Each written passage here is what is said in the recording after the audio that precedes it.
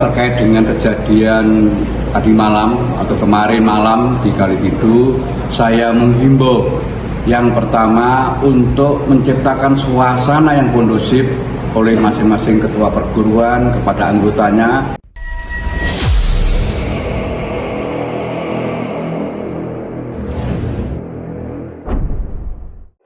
Permasalahan di Kalitidu belum selesai dulur-dulur. Beredar info setelah kejadian tersebut, beberapa anggota dari persaudaraan Setiahati Trate menjadi korban penganiayaan. Dan lebih mirisnya lagi, sang pelaku diduga menyamar menggunakan atribut persaudaraan Setiahati Trate.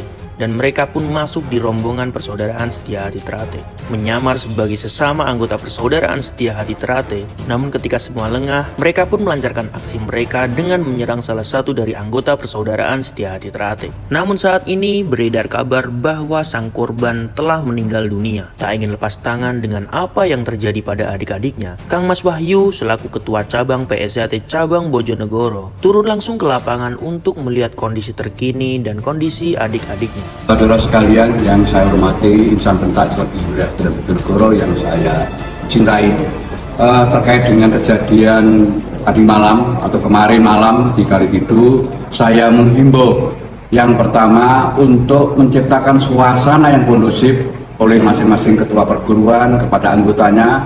Kemudian yang kedua, untuk seleksi di dalam menerima informasi secara maya dari media sosial yang sifatnya provokatif, yang sifatnya mengajak untuk ketidakbaikan. Saya kira itu.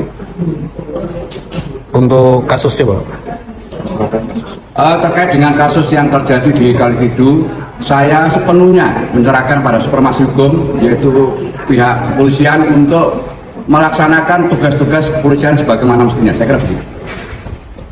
Terbukti, bentuk sinergisitas Bojonegoro Kampung Pesilat ditunjukkan oleh Kang Mas Wahyu, didampingi dengan elemen organisasi atau perguruan lain. Dia mengajak semuanya untuk bekerja sama dalam menyelesaikan permasalahan yang ada di Bojonegoro. Sekaligus beliau berpesan kepada semua orang atau warga persaudaraan Setiahati Trate agar lebih berhati-hati lagi dalam menerima segala informasi di sosial media. Di sini kita kaitkan dengan permasalahan yang kita bahas di awal video tadi, bahwasanya setelah kita menggali informasi, ternyata salah satu saudara kita yang menjadi korban belum meninggal dunia. Hal tersebut diklarifikasi oleh saudara kita yang langsung hadir untuk menjenguk sang korban. Namun dari kejadian ini kita mendapatkan sebuah pelajaran sekaligus PR kita bersama untuk mengantisipasi kejadian ini terulang lagi. Bagaimana cara untuk mengurangi persentase pembelian atribut persaudaraan Setiahati Trate yang bukan dilakukan oleh warga PSAT, sehingga mereka yang bukan seorang anggota persaudaraan Setiahati Trate tidak memiliki atribut persaudaraan Setiahati Trate.